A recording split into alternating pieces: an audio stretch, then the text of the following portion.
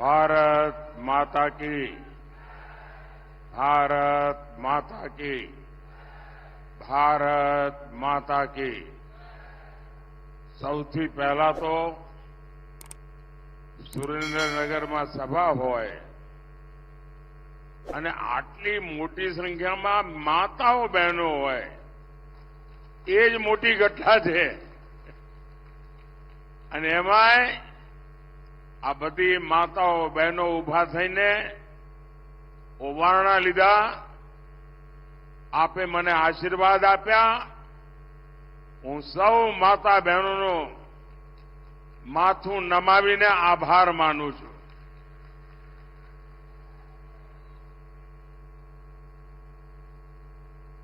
આપણું સુરેન્દ્રનગર મજામાં ને? હાગડે ઠઠ ને બધું? હા, આમ જોરમાં તો લાગો છો બધા।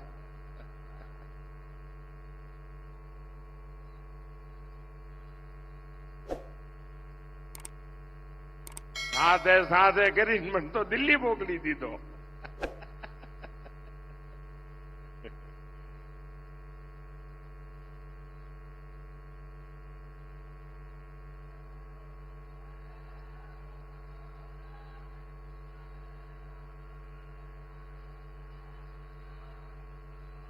एक बार जनरल करियप्पा જે દુનિયામાં મોટું નામ હતું, ભારતની સેનાના વડા હતા, ડગલે ને પગલે લોકો એમને સલામી કરતા હોય, સન્માન કરતા હોય, પણ એકવાર એમના ગામમાં કર્ણાટકામાં એમને બોલાવીને એમનું સન્માન કર્યું અને એ વખતે એમણે કહ્યું, ભાઈ દુનિયામાં ગમે તેટલી વાહવાહી થતી હોય એ બધું તો હોય, પણ જયારે ઘર આંગણે જઈએ ને થાય ને ત્યારે જોમ જુદું હોય છે। આજે હું અનુભવ કરું છું, ગઈકાલથી હું આવ્યો છું, જે રીતે ગુજરાત આખું ઓવારણા લઈ રહ્યું છે, ગુજરાત જે રીતે પ્રેમ વરસાવી રહ્યું છે, ભાઈઓ બહેનો,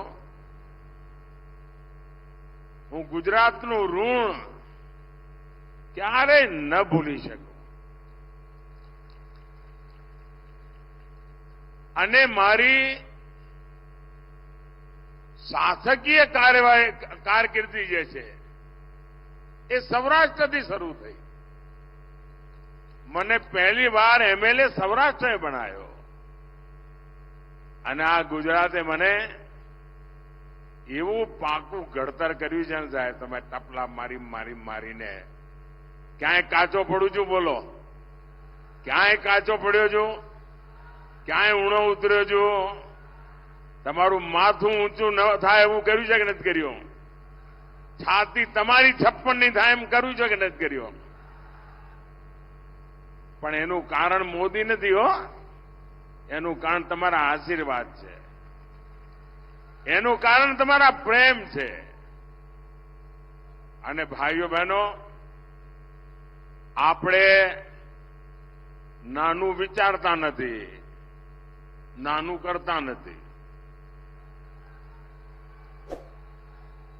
સ્ટેચ્યુ બનાવ્યું તો દુનિયાનું મોટામાં મોટું, સ્ટેડિયમ બનાવ્યું તો દુનિયામાં મોટામાં મોટું, એટલે કાચું કઈ કરવાનું જ નહીં। અને હવે 25 વર્ષનું લક્ષ્ય લઈને આપણે નીકળ્યા છીએ અને વિકસિત ભારત, જ્યારે ભારતની આઝાદીના 100 વર્ષ થાય ત્યારે હિન્દુસ્તાન દુનિયામાં વિકસિત દેશ હોય અને દુનિયામાં ભારત વિકસિત દેશ હોય એનો અર્થ કે આપણા ગુજરાતે તો 5 વર્ષ વહેલા વિકસિત થવું પડે ભાઈ। એટલે ભૂપેન્દ્રભાઈના નેતૃત્વમાં આપણે તેજ ગતિથી વિકસિત ગુજરાત, વિકસિત ભારત માટે બનાવવું છે અને એના માટે ચાહે દિલ્હી હોય કે ગાંધીનગર, આપણે સાથે મળીને 140 કરોડ દેશવાસીઓના સપના પૂરા કરવા છે. પણ એના માટે તમારે મોદીને કાયમ મજબૂત કરવો જ પડે હો. ખરું કે નહીં? પેલી દીકરી ફોટો લઈને આવી બેઠા બેઠા થાકી જઈ. મેં જોઈ લીધો. હા, શાબાશ. શાંતિથી સાંભળ બેટા, આપણા ઘરની જ વાત છે.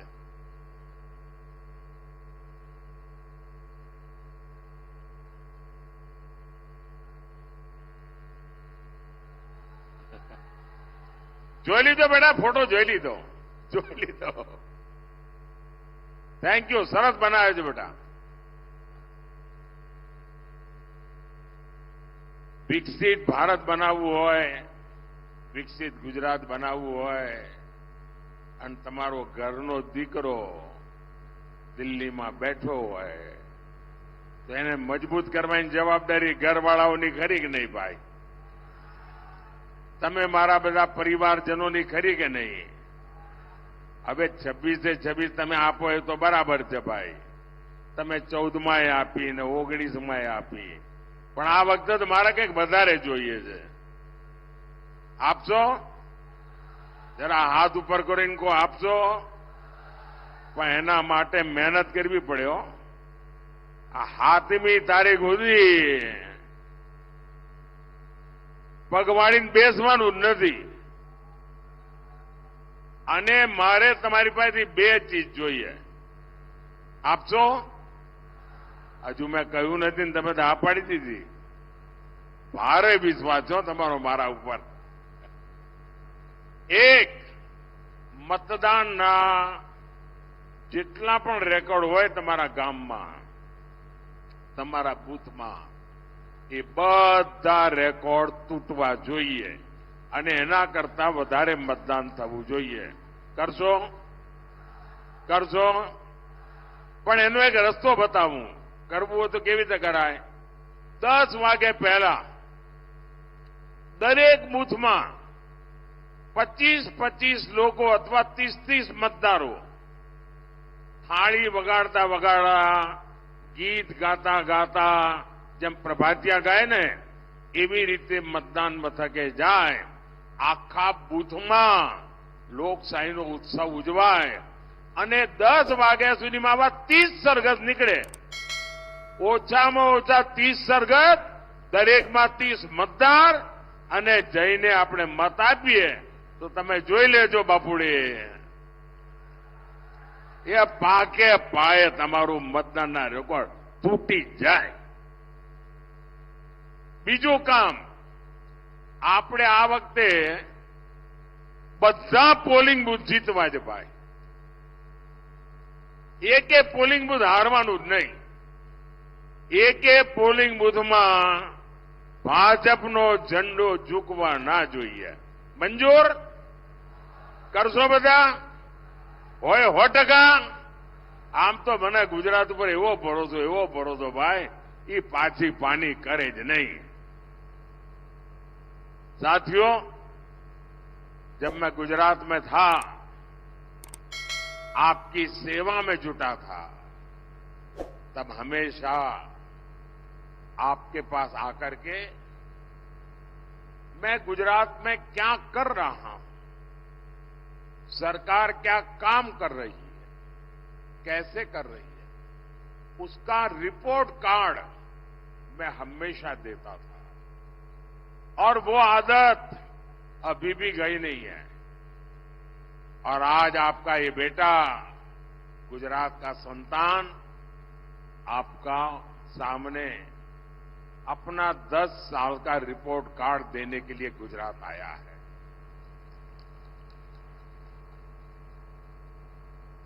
स्कूल में कितने ही नंबर क्यों ना आते हो, 100 में से 99 आए हो, लेकिन जब तक वो बच्चा घर में आपके अपने मां बाप को अपना रिपोर्ट कार्ड नहीं दिखाता ना, उसको आनंद नहीं आता है.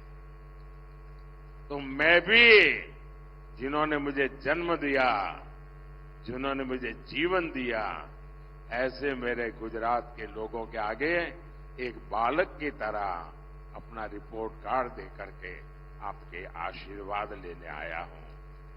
आपकी शाबाशी लेने के लिए आया। आप याद करिए, 10 साल पहले हमारा देश लाखों करोड़ के घोटाले में शर्मसार था। कोई दिन ऐसा नहीं था कि जहां घोटाले की खबरें अखबार में हेडलाइन न हो। कभी 2G घोटाला, अभी 5G का जमाना है ना, कोई घोटाला सुना है? 2G का घोटाला, कोयले का घोटाला, कभी डिफेंस में घोटाला, कभी CAG में घोटाला, कभी कॉमनवेल्थ में घोटाला, कभी हेलीकॉप्टर में घोटाला, कभी पनडुब्बी में घोटाला, सबमरीन में घोटाला।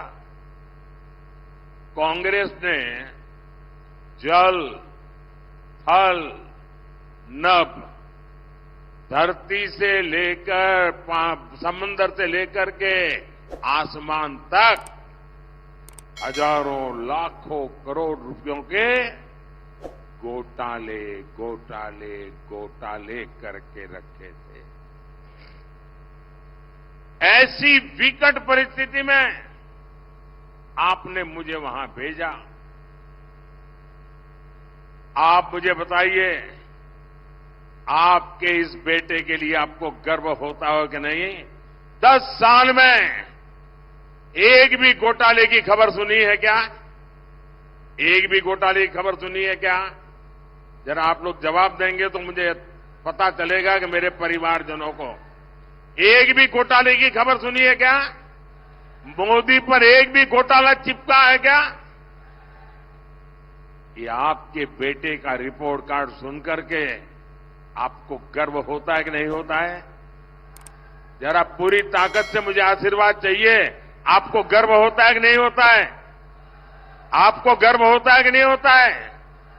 साथियों, 10 साल पहले देश की सरकार से गरीब का भरोसा उठ गया था।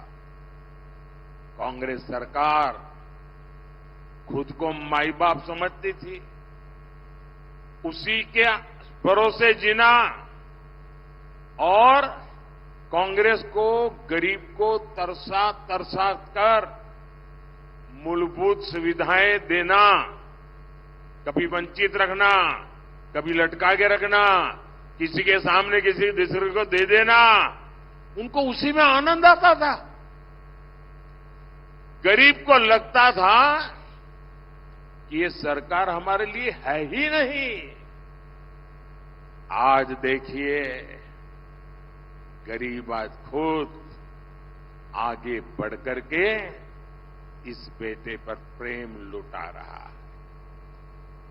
पहनने के लिए पूरे कपड़े न हो, 80-90 साल की आयु हो, वो मां जब कहती है कि दिल्ली में मेरा बेटा, दिल्ली में मेरा बेटा बैठा है, मुझे खाने के लिए वो भेजता है, तो बेटे को संतोष होता है कि नहीं होता है? जब गरीब का पेट भरता है तो आपके इस बेटे पर आपको गर्व होगा कि नहीं होगा? साथियों, आज सरकार उनकी चिंता करती, माताएं, बहनें, बेटियां अपना आशीर्वाद देते हुए थकती नहीं है। आपको हमेशा हमेशा गर्व होगा आपके बेटे के इस काम पर। साथियों, 10 साल पहले पूरी दुनिया भारत को बोझ समझती थी, कहती थी भारत खुद भी डूबेगा और हमें भी ले डूबेगा। कोई कहता था ये तो कंगाल देश है, ये तो कमजोर देश है, और पड़ोसी आए दिन बम धमाके करते थे, निर्दोष लोगों को मौत के घाट उतारते थे। दुनिया की बड़ी बड़ी कंपनियां भारत में आने का नाम तक नहीं लेती थी। और आज क्या स्थिति है? आज दुनिया में भारत का डंका बज रहा है कि नहीं बज रहा है? मैं आपसे बात करना चाहता हूं भाई। मैं जानता हूं मैं हिंदी बोल रहा हूं, मुझे गुजराती बोलना चाहिए, लेकिन ये टीवी वाले चाहते हैं कि कुछ हमारी रोजी रोटी का भी ख्याल रखो। आप मुझे बताइए साथियों, आज दुनिया में हिंदुस्तान का डंका बज रहा है कि नहीं बज रहा है? हिंदुस्तान का डंका बज रहा है कि नहीं बज रहा है? अमेरिका में भी हिंदुस्तान का डंका बज रहा है कि नहीं बज रहा है? यूरोप में हिंदुस्तान का डंका बज रहा है कि नहीं बज रहा है? ऑस्ट्रेलिया में भी हिंदुस्तान का डंका बज रहा है कि नहीं बज रहा है? जापान में भी हिंदुस्तान का डंका बज रहा है कि नहीं बज रहा है? किसके कारण? किसके कारण? किसके कारण? किसके कारण? किसके कारण? ये मोदी के कारण नहीं है, ये आपके एक वोट के कारण है। ये आपके वोट की ताकत है कि आज मोदी वहां बैठा है और दुनिया में हिंदुस्तान का डंका बज रहा है।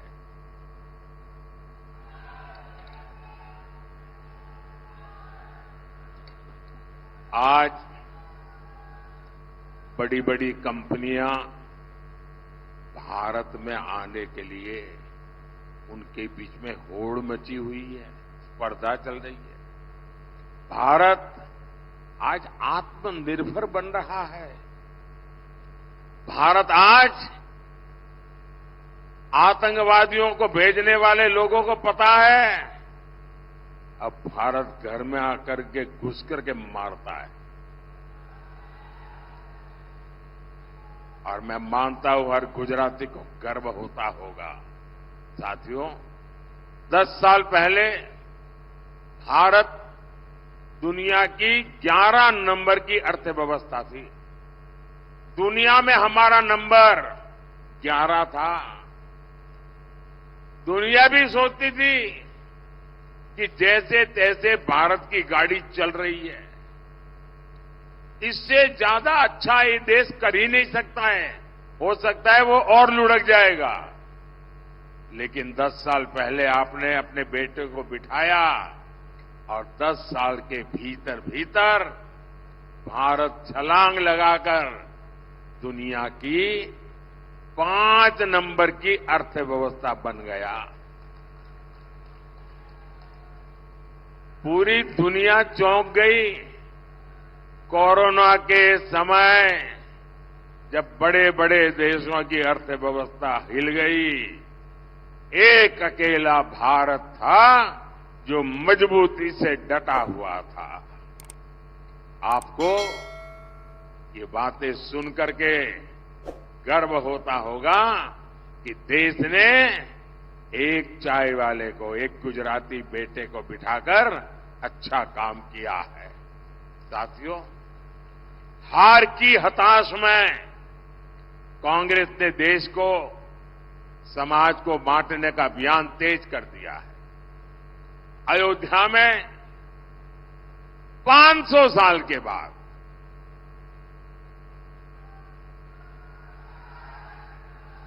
500 साल के बाद हमारे पूर्वजों की आत्मा जहां भी होगी ना, हमें आशीर्वाद देती होगी। आप मुझे बताइए, देश आजाद होने के दूसरे दिन राम मंदिर का काम होना चाहिए था कि नहीं होना चाहिए था? ये कांग्रेस वालों ने वोट बैंक के खातर लटकाए रखा, रोड़े अटकाए, उसके खिलाफ खेल खेले। अयोध्या में 500 साल के इंतजार के बाद भव्य राम मंदिर बना। आपको अपने बेटे पर अब भरोसा है ना? भरोसा है ना? जो कहेगा वो करता है ना? 500 साल का इंतजार खत्म हो गया साथियों। लेकिन कमाल देखिए, राम मंदिर के ट्रस्टियों ने घर जाकर के कांग्रेस के लोगों को निमंत्रण दिया कि आप भी आइए प्राण प्रतिष्ठा में, आपकी पुरानी सारी गलतियां माफ कर देते हैं, आइए हम बुलाते हैं। लेकिन कांग्रेस और उसके चेलों को, चट्टे बट्टे को ये निमंत्रण मंजूर नहीं था। उन्होंने निमंत्रण को ठुकरा दिया, ठुकरा दिया। भाइयों बहनों, राम मंदिर का निमंत्रण ठुकरा देना कितना उचित है मैं समझ नहीं पाता हूं। अब कांग्रेस ने हिंदुओं की आस्था में भी भेद करने का दुस्साहस शुरू किया है। कांग्रेस के अध्यक्ष श्रीमान मल्लिकार्जुन खड़गे जी, उन्होंने एक बड़ा गंभीर विषय छेड़ा है और उन्होंने कहा है भगवान राम और भगवान शिव, उसके संबंध में बड़ा खतरनाक बयान दिया है। और वे बदिरादे से दिया गया हुआ स्टेटमेंट है। हिंदू समाज को बांटने के लिए खेल खेला गया है।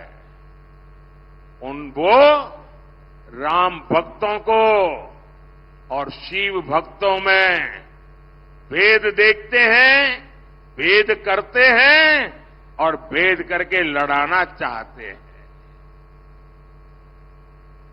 हजारों हजारों साल से चली आ रही हमारी महान परंपरा, राम हो, कृष्ण हो, शिव हो, अरे मुगल भी इसे तोड़ नहीं पाए थे मल्लिकार्जुन जी। अब कांग्रेस तोड़ना चाहती है। तुष्टीकरण के लिए कांग्रेस और कितना नीचे जाएगी। और कांग्रेस के लोग सुन लें, जो राम को खत्म करने के लिए निकला था उसका क्या हुआ था। और उनके एक शाहजादे ने महीने भर पहले कह दिया था कि मैं इस देश में शक्ति का विनाश करके रहूंगा। ये शक्ति स्वरूपा मेरी माताएं बहनें बैठी है। हम शक्ति के उपासक हैं। कोई अंबा की उपासना करता है, कोई चामुंडेश्वरी की करता है, कोई चोटीला के पगडंडी पर जाकर के ऊपर जाकर के मां चामुंडेश्वरी का, कभी दुर्गा का, कभी काली का, कभी लक्ष्मी का, कभी सरस्वती का। हम शक्ति की उपासना करते हैं। और शाहजादे ने कह दिया था कि मैं शक्ति का विनाश करूंगा। और जो शक्ति की उपासना करने वाले लोग हैं, क्या वो शक्ति का विनाश करने वालों को कभी स्वीकार कर सकते हैं क्या? जो शिव और राम को लड़ाने की बात करते हैं, वो कभी स्वीकार कर सकते हैं जी? हम तो वो लोग हैं जिन्होंने शिव जी के सामने कमल पूजा करके अपने सिर काट करके रख दिए थे जी। ये क्या कर रहे हैं लोग? साथियों, कांग्रेस हमेशा से रॉन्ग डिलीवरी वाली पार्टी है। देश को आजादी दिलानी थी, लेकिन उन्होंने बंटवारा कर दिया। देश का विकास करना था, लेकिन जो था वो भी लूट लिया। गरीबों का पैसा गरीबों को जाना था, लेकिन कांग्रेस की तिजोरी में पहुंचा। अब एससी, एसटी, ओबीसी के हक का आरक्षण हमारे दलित, हमारे आदिवासी, हमारे बख्शीपंथ के भाई बहन, उनको जो आरक्षण मिला है, जो बाबा साहब आंबेडकर ने दिया है, जो भारत के संविधान ने दिया है, ये आरक्षण भी अब एससी, एसटी, ओबीसी से लेकर के धर्म के आधार पर मुसलमानों को डिलीवर करना चाहते हैं। पिछले 3 दशक से कांग्रेस लगातार ऐसी कोशिश कर रही है। कांग्रेस ने कर्नाटका में रातों रात एक फतवा निकाला, एक पेपर निकाला, थप्पा मार दिया और कह दिया कि कर्नाटका में जितने भी मुसलमान हैं वो सबके सब ओबीसी है। हुआ क्या? ओबीसी कोटा में जो आरक्षण था उसमें से बहुत बड़ा डाका डाल दिया, लूट लिया और ओबीसी का आरक्षण उधर चला गया। ये खेल खेलते जी। और इस बार कांग्रेस का मैनिफेस्टो, घोषणा पत्र, उसमें अगर आप देखेंगे पहली नजर में ही लगता है कि उनके मैनिफेस्टो पर मुस्लिम लीग की छाप है। कांग्रेस का पंजा नहीं है, उस पर मुस्लिम लीग का पंजा है। साथियों, जब से मैंने एससी, एसटी, ओबीसी के खिलाफ कांग्रेस की सच्चाई को देश के सामने रखा है, कांग्रेस संतुलन खो चुकी है, बौखला गई है। कांग्रेस झूठ पर झूठ बोले जा रही है और इसलिए मैं भी कांग्रेस को 3 चुनौतियां दे रहा। હું 3 પડકાર ફેંકું છું કોંગ્રેસ સામે। મારા 3 પડકાર છે અને શાહજાદામાં હિંમત હોય, કોંગ્રેસમાં હિંમત હોય, એમના ચટ્ટા બટ્ટાઓમાં हिम्मत હોય तो एक चाय वाले का बेटा मुकाबला करने के तैयार है।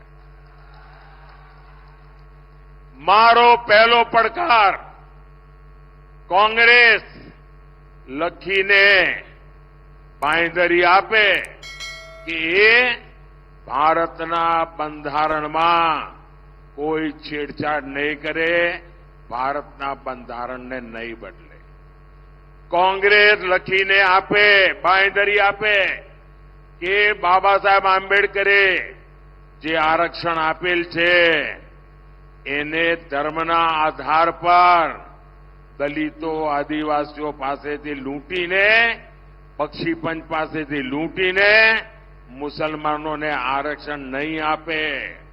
અને મારો ત્રીજો પડકાર છે कांग्रेस લેખિતમાં બાંયધરી આપે કે એ દલિતોને, આદિવાસીઓને, બક્ષીપંચ સમાજ, ઓબીસીને જે આરક્ષણ મળ્યું છે તે, સામાન્ય સમાજના ગરીબોને જે આરક્ષણ મળ્યું છે તે, એમાંથી ક્યારે ઝૂંટવી લેવાનો પ્રયાસ નહીં કરે। અને એમને મારી પડકાર છે કે લખીને આપે કે એમના ત્યાં, આ મારો ત્રીજો પડકાર છે કે જે એમના રાજ્યો છે, એમના ચટ્ટાબટ્ટાઓના રાજ્યોમાં બેઠા છે, જ્યાં એમની સરકારો છે, એ લોકો પણ ઓબીસીનો કોટા ઓછો કરીને મુસલમાનોને નહીં ધરી દે, ધર્મના આધાર પર ટુકડા નહીં કરે અને દલિતો, આદિવાસીઓના આરક્ષણ પર છેડછાડ નહીં કરે। આ મારા 3 પડકારો આ કોંગ્રેસના શાહજાદાને અને એમના બધા મળતિયાઓનો છે। કેટલાય દાડાથી બોલી રહ્યો છું। मेरी चुनौतियों के बाद से कांग्रेस को सांप सूंघ गया है। मैंने 23 अप्रैल को पहली बार कांग्रेस को ये 3 चुनौतियां दी थी। आज इसे 9 दिन हो रहा है। आज तक कांग्रेस की तरफ से मुंह पे उनको ताला लग गया है और बात बदलने के लिए संविधान लेकर के नाच रहे हैं मंच पे बैठ करके। अब संविधान आपको नहीं बचाएगा। आपने संविधान की पीठ में छुरा भोंका है। इसका मतलब साफ है, कांग्रेस की नीयत में खोट है। भाइयों और बहनों, અને સંવિધાન માટેની મારી લાગણી, મારું સમર્પણ કેવું છે એ તો તમને સુરેન્દ્રનગરવાળાને બરાબર યાદ હશે। જ્યારે આપણા સંવિધાનને 60 વર્ષ થયા ત્યારે દેશમાં ગુજરાત એક જ રાજ્ય હતું કે જેણે ડોક્ટર બાબા સાહેબ આંબેડકર અને સંવિધાનના ગૌરવને લઈને અહીંયા સુરેન્દ્રનગરમાં હાથી ઉપર સંવિધાન મૂકીને અંબાડી પર સંવિધાન મૂકીને સરસ મજાની યાત્રા કાઢી હતી અને એ વખતે ગુજરાતનો મુખ્યમંત્રી નરેન્દ્ર મોદી પગે ચાલતો હતો અને સંવિધાન હાથીની અંબાડી પર હતું. આ સંવિધાનનું સન્માન છે અમારા માટે. તો કોંગ્રેસનું ઘોષણાપત્ર દરેક બિંદુ પર તુષ્ટિકરણ અને તુષ્ટિકરણ પર ચાલી રહ્યું છે. આ મેનિફેસ્ટો એનું મોટામાં મોટો દસ્તાવેજ છે. તમને આશ્ચર્ય થશે, એક વાત તમને હું આજે સુરેન્દ્રનગરમાં પહેલી बार कही રહ્યો છું, चौंकावनारू लागશે. इन्होंने क्या किया है अपने मैनिफेस्टो में? उन्होंने लिखित कहा है, ये मेरे पत्रकार बंधु भी चौंक जाएंगे सुन करके. उन्होंने लिखित में कहा है कि अब जो सरकारी टेंडर होंगे उस टेंडर में भी माइनॉरिटी के लिए, मुसलमानों के लिए एक कोटा फिक्स कर दिया जाएगा. अब क्या सरकारी ठेकों में भी धर्म का आधार पर आरक्षण लाया जाएगा क्या? सरकारी टेंडर देने की देश आजाद हुआ तब से अब तक एक तय प्रक्रिया होती है. जो सही बोली लगाता है, जो अच्छी क्वालिटी का ट्रैक रिकॉर्ड रखता है, अच्छी क्वालिटी का भरोसा देता है, जिसके पास उस काम करने के लिए एक्सपर्टाइज है, क्षमता है, संसाधन है, सारे पैरामीटर से निकलने के बाद उसको ठेका मिलता है. जाति और धर्म के आधार पर ठेका नहीं मिलता है. अब कांग्रेस कह रही है, अपने वोट बैंक के लिए पक्षपात करते हुए वो कहती है कि ठेका अब ऐसे नहीं मिलेगा, ठेका धर्म के आधार पर बांटा जाएगा. साथियों, भाजपा कह रही है हम आधुनिक इंफ्रास्ट्रक्चर बनाएंगे. कांग्रेस की चली तो इसके टेंडर भी धर्म के आधार पर बांटेगी. ये हाईवे, एक्सप्रेसवे जो बन रहे हैं वो भी क्या धर्म के आधार पर बनाए जाएंगे? देश की सेना के लिए हम मेड इन इंडिया अस्त्र शस्त्र बना रहे हैं. बारूद भी बना करके सरकार को बेच सकते हैं.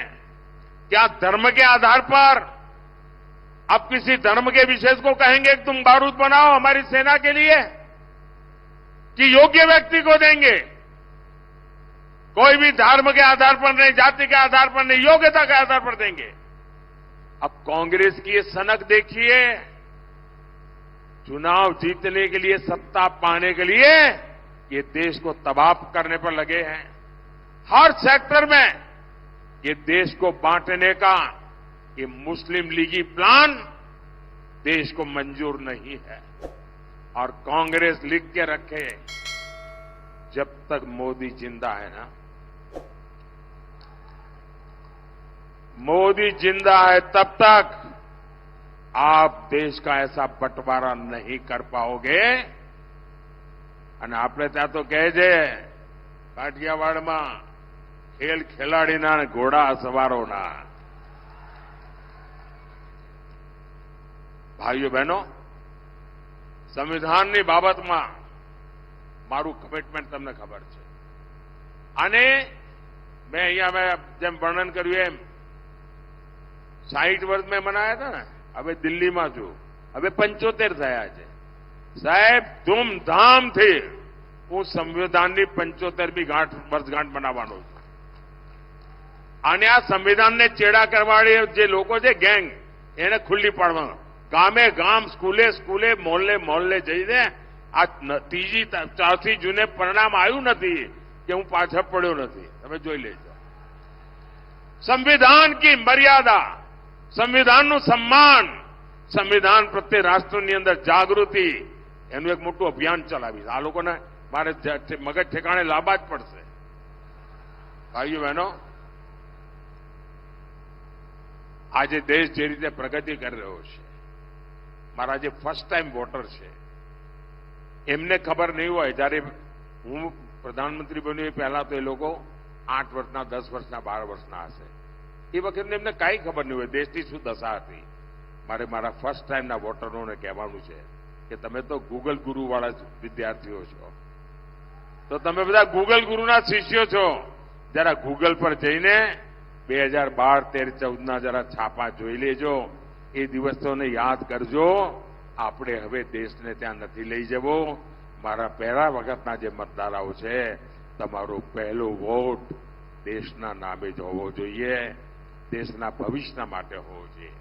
ભાઈઓ બહેનો, રાજકોટ હોય, ભાવનગર હોય, ખૂબ મોટી માત્રામાં ઔદ્યોગિક વિસ્તાર, એના માટે આપણે કામે લાગ્યા છીએ. ભૂપેન્દ્રભાઈએ કહ્યું એમ, સેમી કન્ડક્ટર દુનિયાના 4-5 દેશોમાં છે. એ મોટું કામ અહીં તમારા પડોશમાં આવી રહ્યું છે. ભાઈઓ, તમારા માટે તો જય જયકાર છે. ઇન્ટરનેશનલ એરપોર્ટ તમારા તો ઘર આંગણે બની ગયું. ભાઈ, તમારે તો જય જયકાર છે. હવે તો ઇલેક્ટ્રિક વ્હીકલનો જમાનો છે. અને તમને ખબર છે મોદી સાહેબે શું વિચાર્યું છે? આપણા નરેન્દ્રભાઈ પીએમ સૂર્યઘર, પીએમ સૂર્યઘરમાં મારી યોજના છે, તમારું ઘરનું વીજળીનું બિલ 0, મફત, કાના માતા વગરનું મફત. સૂર્યઘર યોજનાથી સોલાર પેનલ લાગશે, તમે વીજળી પેદા કરશો. એટલું જ નહીં, જે વધારાની વીજળી છે એ સરકાર પોતે ખરીદી લેશે. એટલે તમારા ઘરમાં વીજળી તમે હવે આજે બિલ આપો છો ને, હવે તમે વીજળી વેચીને કમાણી કરી શકશો. આ તમારા નરેન્દ્રભાઈ આપવાના છે. એટલું જ નહીં, આજે તમે ગાડીઓ ચલાવો છો ને, પેટ્રોલ ડીઝલનો ખર્ચો કરો છો, સાહેબ એ પણ મારે 0 કરી દેવાનું છે.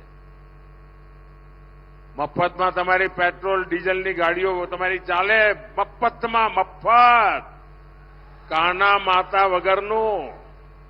અને એનો ઉપાય કેવો? જે સોલાર એનર્જી લાગશે, ઇલેક્ટ્રિક વ્હીકલ આવવાનો છે જમાનો, પેટ્રોલ વગેરે વ્હીકલ જતા રહે છે. તમારા ઘરમાં જ તમે રાત્રે સ્કૂટી હોય, સ્કૂટર હોય, ગાડી હોય, રાત્રે ચાર્જ કરી દેવાની. સોલાર એનર્જી દિવસભરની પડી હોય અને બપોરી ચલાયા કરો. અમદાવાદ જઈને આટો મારીને આવો, 1 રૂપિયો ખર્ચો નહીં. બોલો, લહેરમ લહેર જ છે કે નહીં? હે, 2 હાથમાં લાડવા છે કે નહીં? આ તમારો નરેન્દ્રભાઈ 5 આંગળી ઘીમાં કરાવી દે કે નહીં? અને એટલા માટે મારે બધા પોલિંગ બૂથ જીતવા છે. પાકો. અને અમારા જે ઉમેદવારો છે આ ચૂંટણીમાં, એ અમારા સુરેન્દ્રનગરના ભાઈશ્રી ચંદુભાઈ શિહોરા, અમારા નીવડેલા કાર્યકર્તા, અમારા ડોક્ટર સાહેબ પણ મેં પરાણે ચૂંટણી લડાઈ હતી ગયે વખતે. એ તો રાજકારણનો જીવ જ નથી, પરાણે લઈ ગયો તો. પહેલા તો એકવાર વિધાનસભામાં બે ચપ્પલ ઘસી નાખ્યા હતા, પણ અમારા ડોક્ટર સાહેબ તૈયાર જ ના થાય, માંડ કરીને લોકસભા માટે તૈયાર થયા હતા. અને હવે અમારા ચંદુભાઈ આપણા ઉમેદવાર બન્યા છે. ભાવનગરમાં અમારા નેમુબેન બામણિયા ભારે બહુમતથી આપ એમને જીતાડો, બધા બૂથમાં જીતાડો. અમારા ભારતીબેન શિયાળના કામનું પાકો પાયો પડ્યો છે અને હવે ભાવનગરમાં અમારા નીમાબેન એને આગળ વધારશે. આપણે બધા બૂથ જીતવા છે અને જીતીને બતાવો. બોલો, ભારત માતા કી, ભારત માતા કી, ભારત માતા કી. बहुत बहुत धन्यवाद साहेब, आपनो खूब खूब आभार.